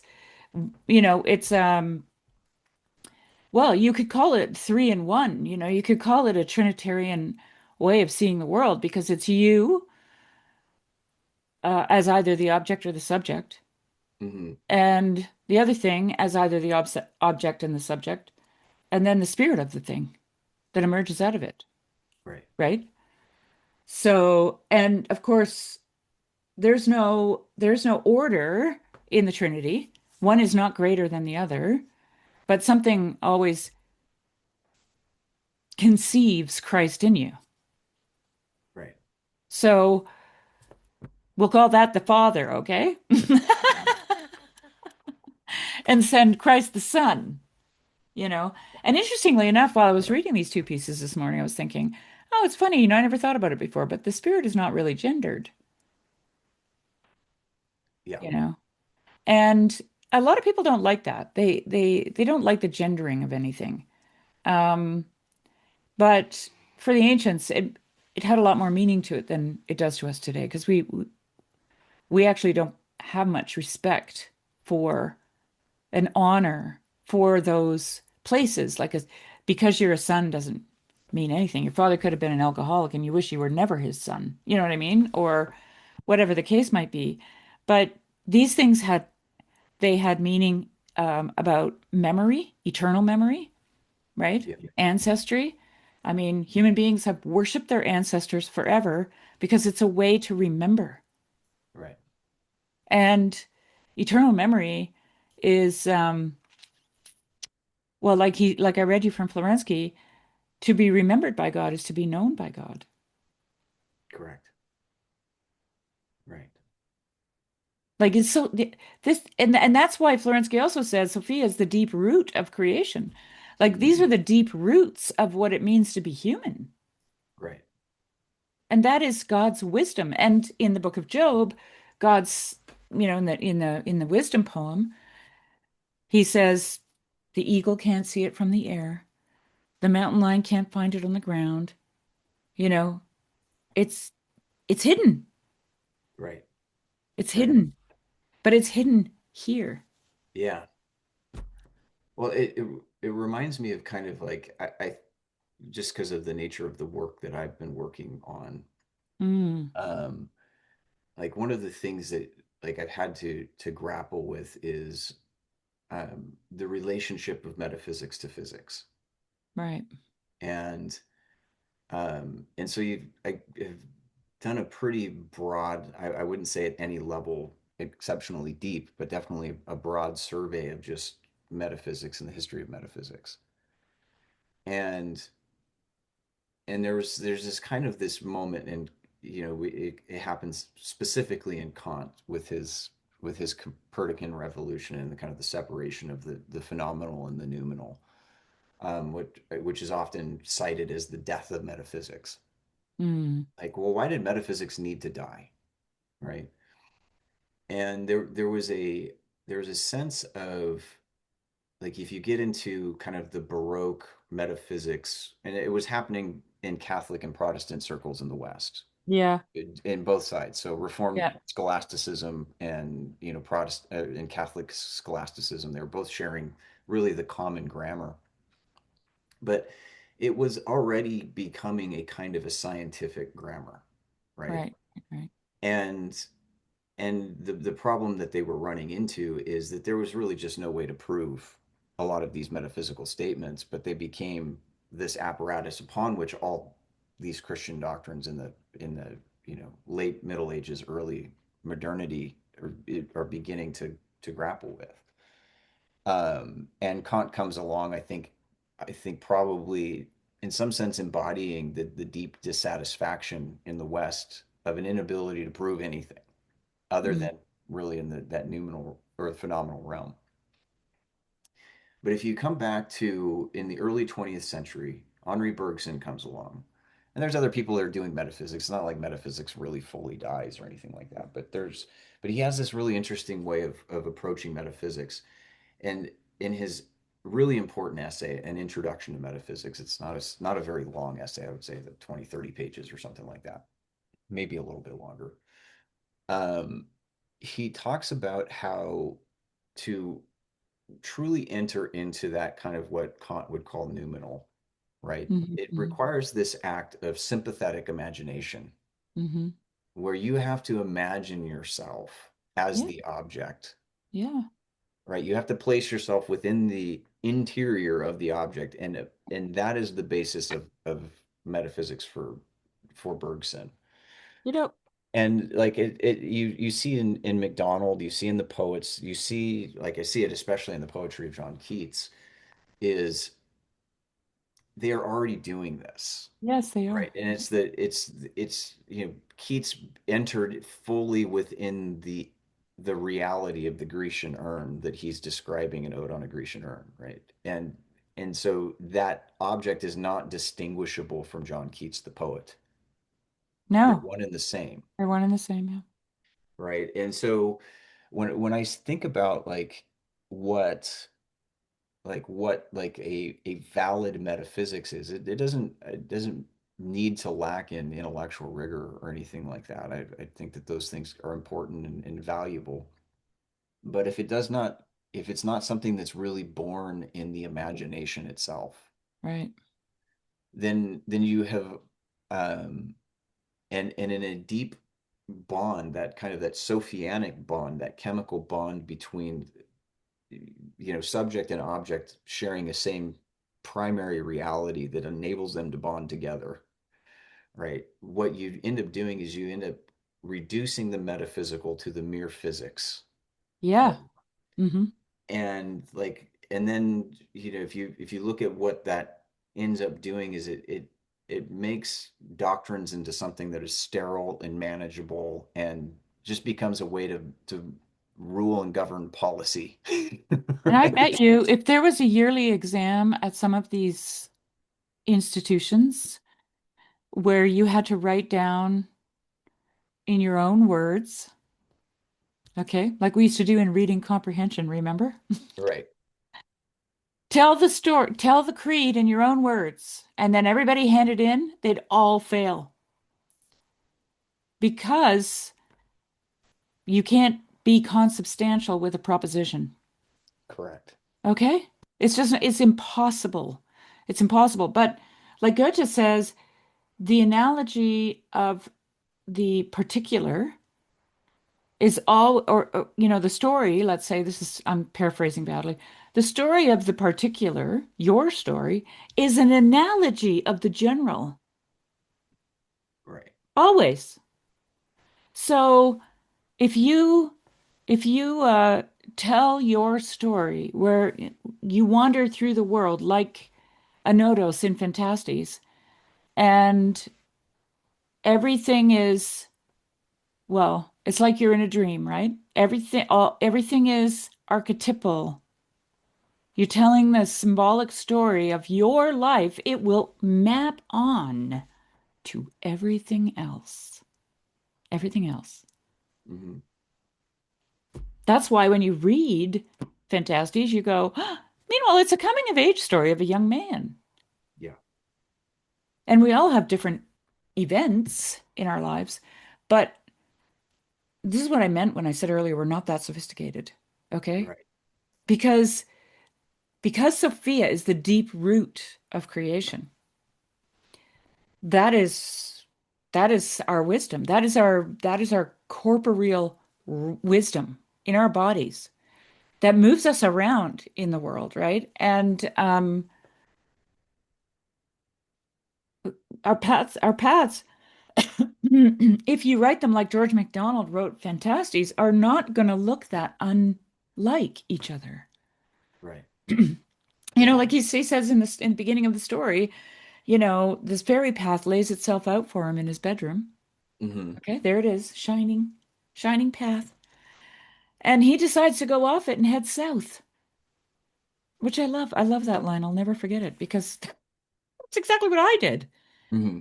There's the path laid out for you, Sherry. Oh, yeah, I can see that, but I think I'm going to go this way and then descend, Yeah. Yeah. right? Yeah. I'm going down, man. I'm going down. Right. Well, I like how you say like we're not that sophisticated because they're to be sophisticated is to be subject to Sophia, Oh, interesting. right? I didn't think about that. Like, and I think that there's a Or sophistry. Maybe it's sophistry. well, I'm hoping. and that's used often as an insult, right? Or somebody's, a sophist. But I think that like you can take that antonymously, right? Yes, you Is can.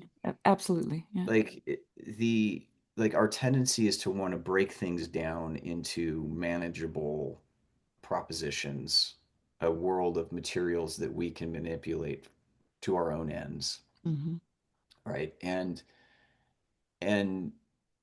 to be sophisticated, to become wise is to allow those things maybe their place because they do have a place, right? There's a part of the world we live in, Yeah. but to not escape that, to not mistake the little bits and pieces that we break things down into for the whole, Yes. and to like there's this kind of diaphanous ambient light that is both profoundly simple, but it is also incorporates all things into it. That simply is the Sophianic truth, the Yeah. reality at the heart of the world. Yeah. And so it's like this kind of pluriform simplicity, right? That we can't to anytime you just zero your focus in onto the one thing, if that focus doesn't then open itself back up into the whole, then you're missing what the one thing actually is, right? Yeah. It's just the appearance of the same pattern along a different thematic structure, right? And in our capacity, in some sense, of like it's that pre and supra rational capacity to suspend judgment, Oh, to suspend the determination, yeah. right? And to allow things to present themselves in the sheer givenness of what they are, Right. right? That allows us to enter into this reality. That again, it's interesting because I keep like looking for words that there's not a good word for any of this, right? No, there's not. Yeah. I mean, there's good poetry for it, but there's no declarative statement I can make here. other than that in order to become wise, to, accept the lady's offer who sits at the gate and calls out to the unsophisticated to come and learn wisdom, to take that call is to enter into a place where like the our our immediate need for a quick judgment is something that we have to vacate. Yes, well, okay. So, man, Jed, you have to read this book by Florensky I have because, been. oh, you have been. Yeah, a little Oh, bit. so then you know about epoche as suspension of judgment Yes. and Gehenna? Yeah, I haven't got to that part though. Okay, well, the other one, if you so he talks about epoche as suspension of judgment as a skeptic and epoche as suspension of judgment in a patient waiting on the Lord, which you spoke about earlier, right? You said Mhm. patience. Right, And so the skeptic says essentially that cannot be.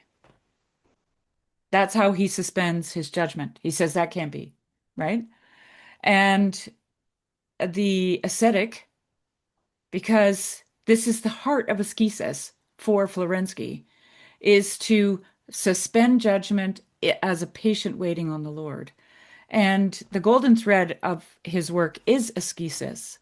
Like even this empathically resonating cannot be done without ascesis because you have to renounce yourself, which is ascesis. right, Okay. So you cannot impose you onto the thing, which is why anthropomorphizing things is not the right word. Okay. It's what people project because that's what they would do. right, But Keats is not anthropomorphized. He's not projecting himself, imposing himself on his subject or the object that he's looking at. He's empathically resonating with it. Okay. right.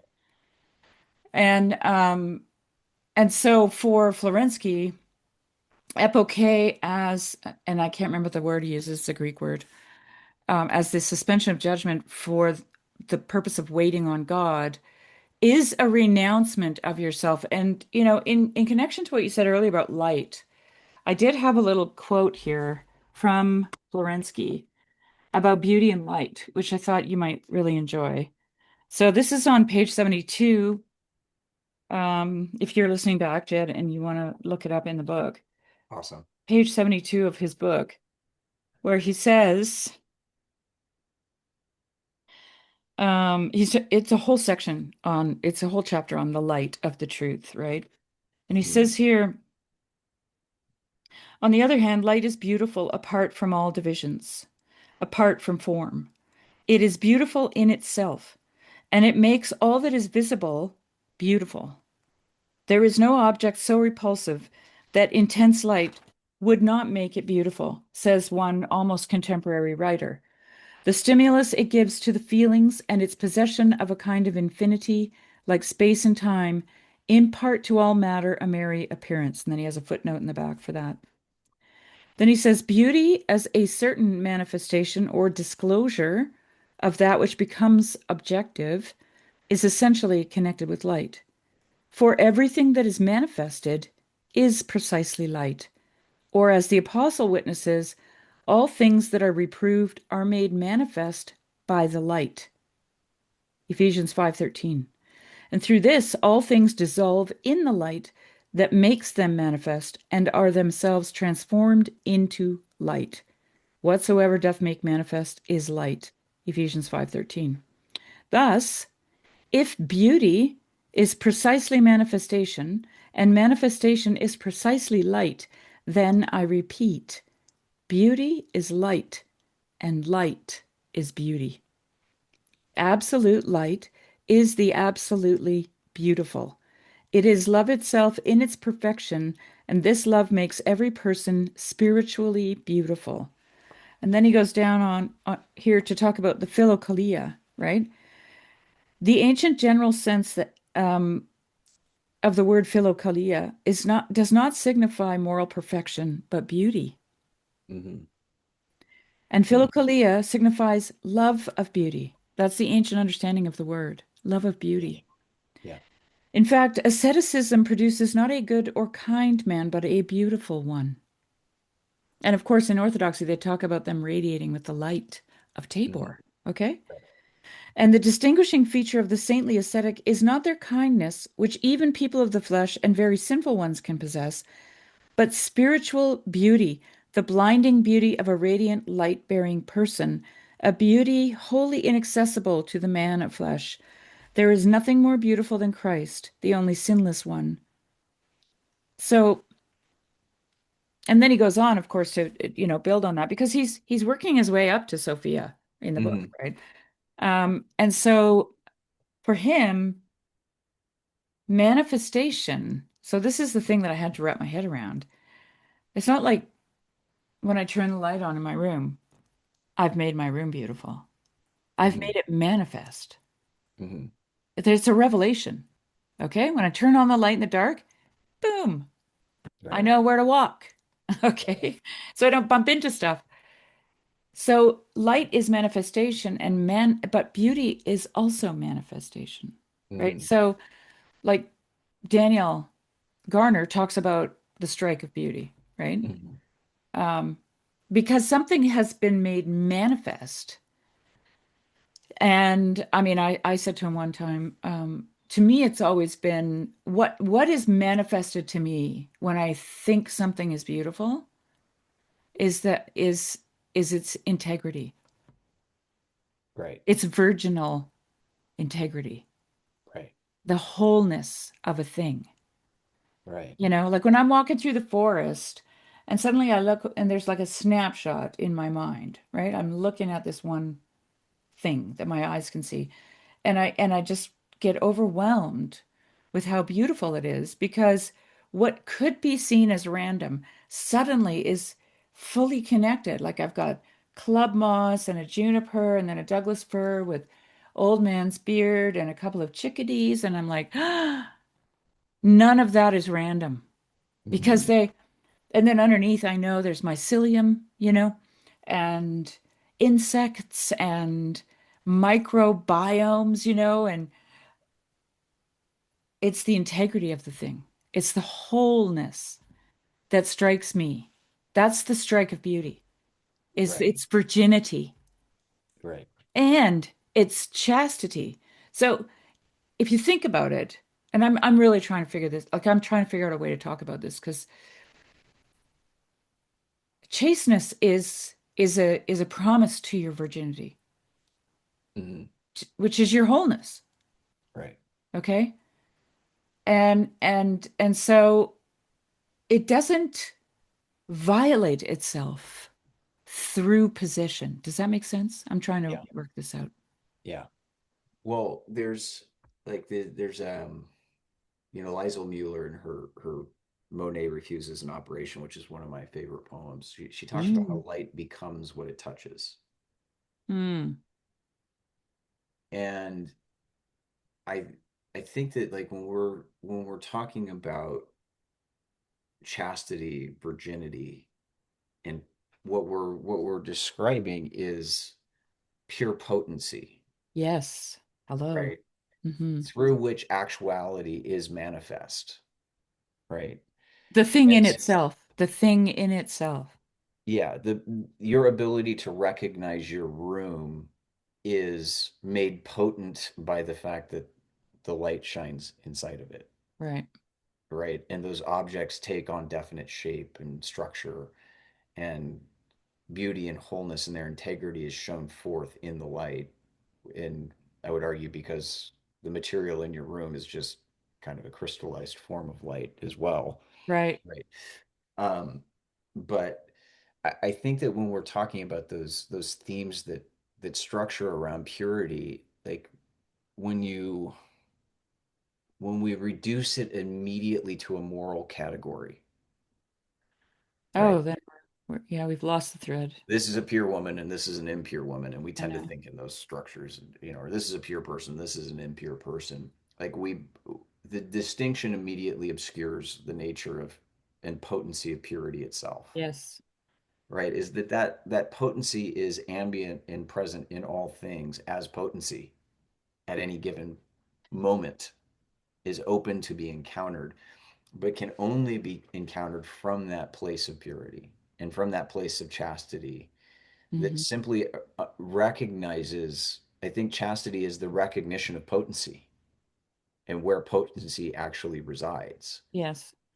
And so when you're talking about that domain of the pure potential of what can become, the the mode of entry, if it's not in that chaste mode, that goes back to the problematics I was putting forth with, the adulteress in Proverbs, or the whore in Yeah. Revelation. It's this dissemblation, it's dissembling, it's this disintegration.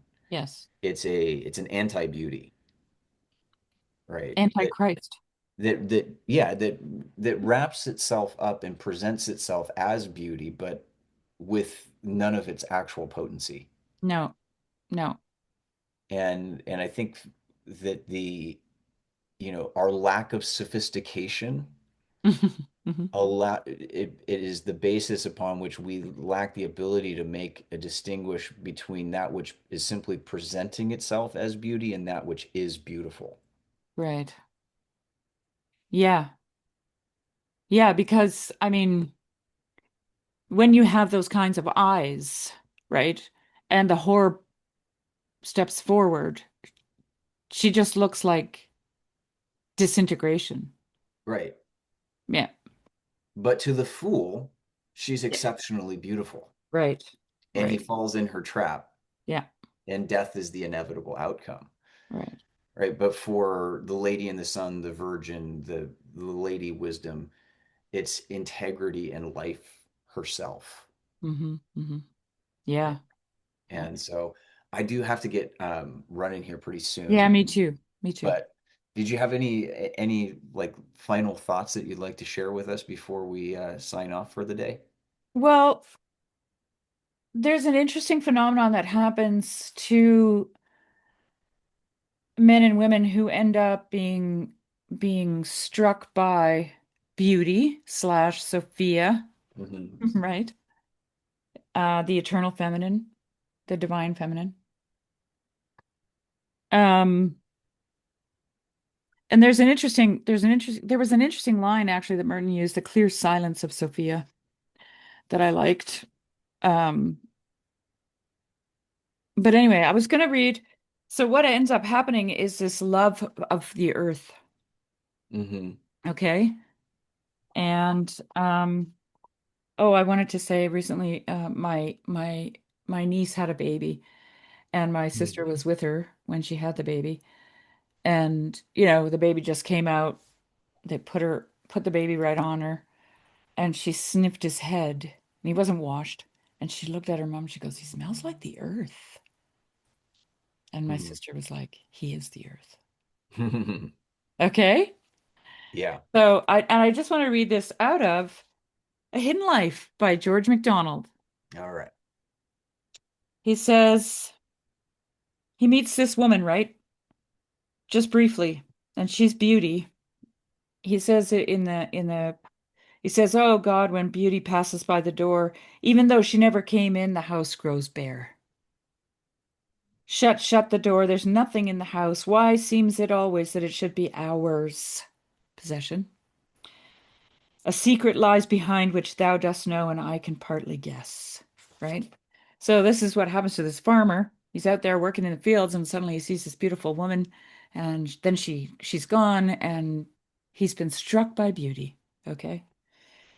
And he says, if he were someone and she claimed his aid, she turned his clear brain into a nest of dreams. And when he rose next morn and went abroad, he found the earth was beautiful. Hmm. The sky, which shone with expectation of the sun, somehow, he didn't know how, was Hmm. like her face. He grieved almost to plow the daisies down, something they shared in common with that smile, wherewith she crowned his manhood, and they fell bent in the furrows, sometimes with their heads just out imploringly. A hedgehog ran with tangled mesh of bristling spikes and face helplessly innocent across the field. He let it run and blessed it as it ran. Hmm. You know? And then he Hmm. says, God and not woman is the heart of all, but she as priestess of the visible earth, Hmm. holding the key, herself most beautiful, had come to him and flung the portals wide. He entered in. Each beauty was a glass that gleamed the woman back upon his view. Hmm. Yeah, I think of like especially in Merton, and I'll close with just reading some of his concluding remarks in the poem, but like the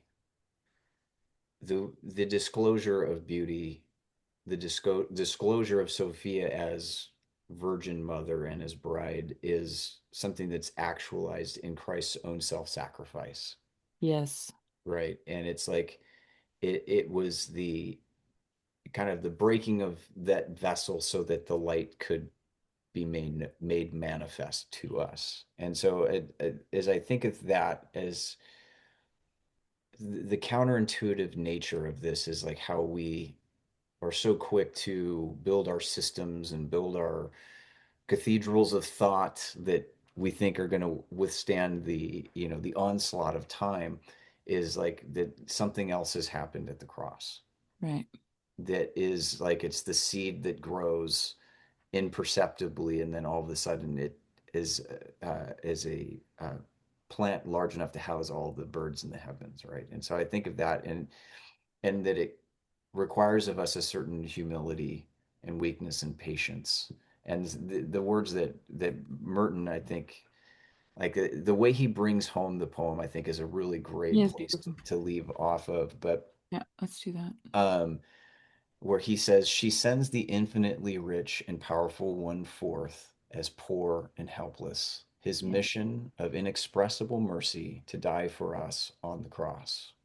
Mm, The shadows fall, the stars appear, the birds begin to sleep. Night embraces the silent half of the earth. A vagrant, a destitute wanderer with dusty feet, finds his way down on a new road. A homeless God, lost in the night, without papers, without identification, without even a number, a frail, expendable exile lies down in desolation under the sweet stars of the world and entrusts himself to sleep. mm. And I think like that's the call to us, to realize that same beauty is in some sense to stand in solidarity with her fragility and her weakness, which is ultimately her power. Yeah, beautiful. So, Weakness, nothingness, and poverty is her glory. mhm. It's really remarkable. Well, Sherry, thanks for talk. I'm so excited that we got a chance to talk about this because these are There's so much more to talk powerful about, words. Jed. We'll have to get together again soon. Yeah, it's a All beautiful right. subject, and I hope everybody enjoyed it. Absolutely. And All we right. weren't too cryptic. Absolutely. All right. Well, take care. Bye.